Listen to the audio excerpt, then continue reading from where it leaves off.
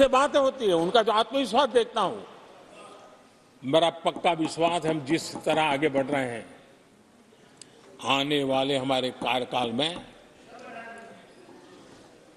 3 करोड़ लखपति दीदी हमारे देश के अंदर हम देखेंगे।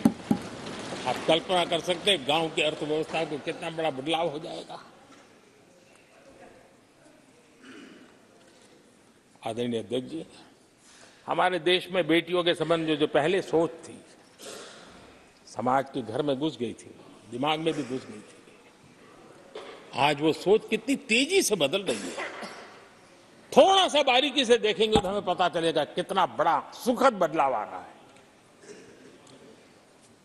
पहले अगर बेटी का जन्म होता था तो चर्चा होती थी, अरे खर्चा कैसे उठाएंगे, उसको कैसे पढ़ाएंगे, उसके आगे की जिंदगी का एक प्रकार से कोई बोझ है, ऐसी चर्चाएं हुआ करती थी। आज बेटी पैदा होती है तो पूछा जाता है, अरे सुकन्या समृद्धि अकाउंट खुला कि नहीं खुला। बदलाव। आदरणीय जी, पहले सवाल होता था प्रेग्नेंट होने पर नौकरी नहीं कर पाओगे। पहले ये बात होती थी प्रेग्नेंट होने पर नौकरी नहीं कर पाओगे। आज कहा जाता है 26 हफ्ते की पेड लीव और बाद में भी अगर चाहिए तो मिलेगी। ये बदलाव होता है। पहले समाज में सवाल होते थे कि महिला होकर नौकरी क्यों करना चाहती हो, क्या पति की सैलरी कम पड़ रही, ऐसे सवाल होते थे। आज लोग पूछ रहे हैं, मैडम आपका जो स्टार्टअप है ना बहुत प्रगति कर रहा है, क्या मुझे नौकरी मिलेगी। ये बड़ा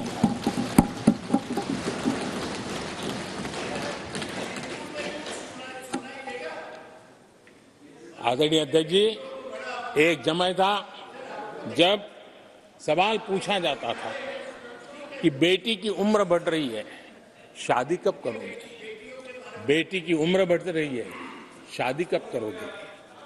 आज पूछा जाता है, बेटी पर्सनल और प्रोफेशनल दोनों कामों को संतुलित कितना बढ़िया करती हो, कैसे करती हो।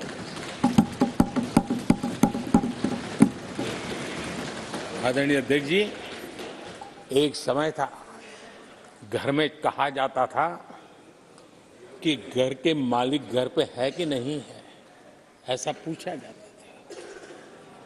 घर के मुखिया को बुलाइए, ऐसा कहते थे। आज किसी के घर जाते हैं तो घर महिला के नाम पर, बिजली का बिल उसके नाम पर आता है, पानी गैस सब उसके नाम पर। तो परिवार के मुखिया की जगह आज मेरी माताएं बहन है। ये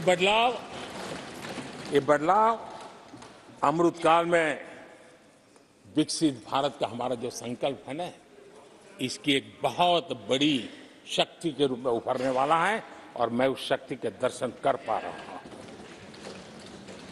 आदरणीय अध्यक्ष महोदय,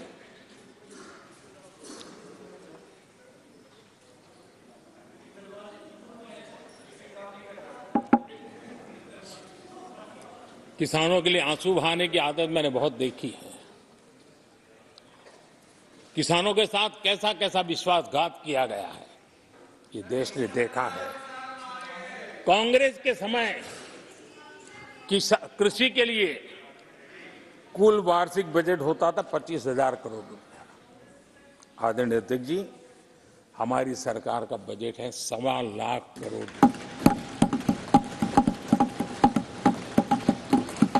आदरणीय अध्यक्ष जी, कांग्रेस ने अपने 10 साल के कार्यकाल में 7 लाख करोड़ रुपया का धान और गेहूं किसानों से खरीदा था। हमने 10 वर्ष में करीब 18 लाख करोड़ का धान गेहूं। कांग्रेस सरकार ने दलहन और तिलहन की खरीदी नाम मात्र कभी कहीं की हो तो की हो, हमने 1.25 करोड़ रुपए से भी अधिक का दलहन और तिलहन खरीद किया है। हमारे कांग्रेस के साथियों ने पीएम किसान सम्मान निधि का मड़ा उड़ाया, और जब मैंने मेरी पहली टर्म में ये योजना शुरू की थी तो मुझे याद है कि झूठा नैरेटिव की जो फैशन चल पड़ी है, गांव में जाके कहा जाता था कि देखिए ये मोदी के पैसे मत लेना, ये चुनाव एक बार जीत गया तो सारे पैसे ब्याज समेत तुमसे वापस मांगेगा। ऐसा झूठ फैलाया गया था, किसानों को इतना मूर्ख बनाने की कोशिश की गई थी। आदरणीय अध्यक्ष जी, पीएम किसान सम्मान निधि 2,80,000 करोड़ रुपए हमने भेजे। पीएम फसल बीमा योजना 30,000 रुपया का प्रीमियम, और उसके सामने 1.5 लाख करोड़ रुपया मेरे किसान भाई बहनों को दिया। कांग्रेस ने अपने शासनकाल में कभी भी मछुआरे पशुपालक की तो नामो निशान नहीं था उनके काम में। पहली बार इस देश में मछुआरों के लिए अलग मंत्रालय बना, पशुपालन के लिए अलग मंत्रालय।